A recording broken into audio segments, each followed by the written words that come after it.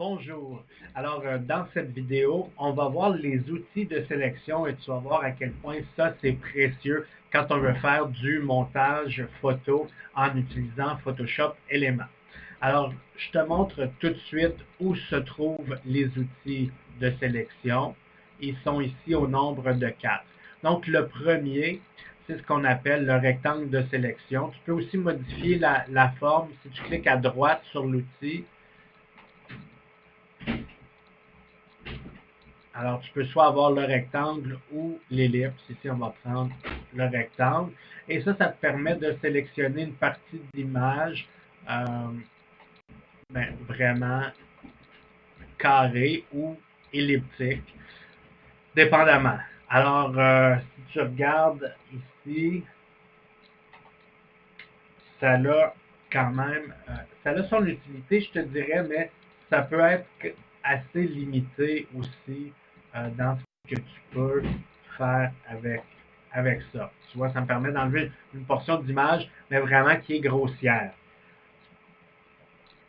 Si je viens ici utiliser l'outil qu'on appelle lasso, tu peux avoir le lasso magnétique ou le lasso polygonal. Alors ça, je te laisserai explorer ça. Mais le lasso, on va aller avec le lasso magnétique parce que c'est souvent assez intéressant. Ben, tu vois, quand tu cliques,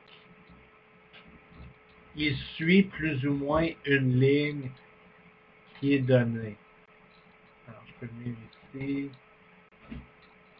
Je vais ici. Je vais venir ici.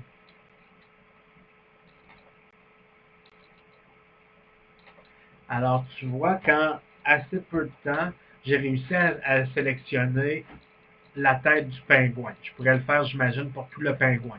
Fait que ça, c'est un outil qui va quand même assez bien, qui est assez précis, mais c'est peut-être pas le meilleur outil pour faire tout le type de travail.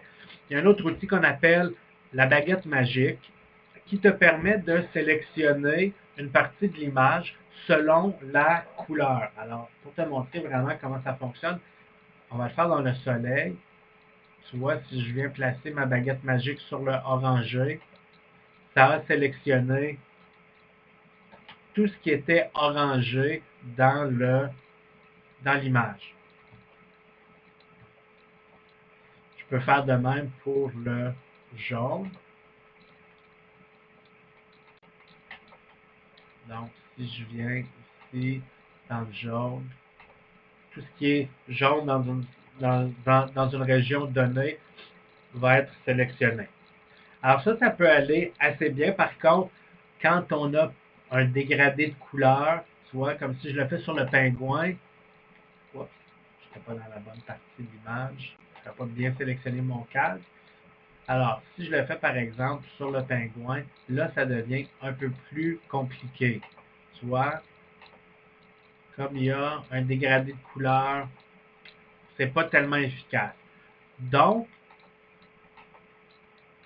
ce que j'aime bien utiliser personnellement, c'est l'outil de sélection rapide. Alors ça te permet de sélectionner en fonction de la forme et de la couleur. Donc, tu vas voir qu'assez rapidement, je peux sélectionner le pingouin et je pourrais l'enlever de l'image tel est mon désir.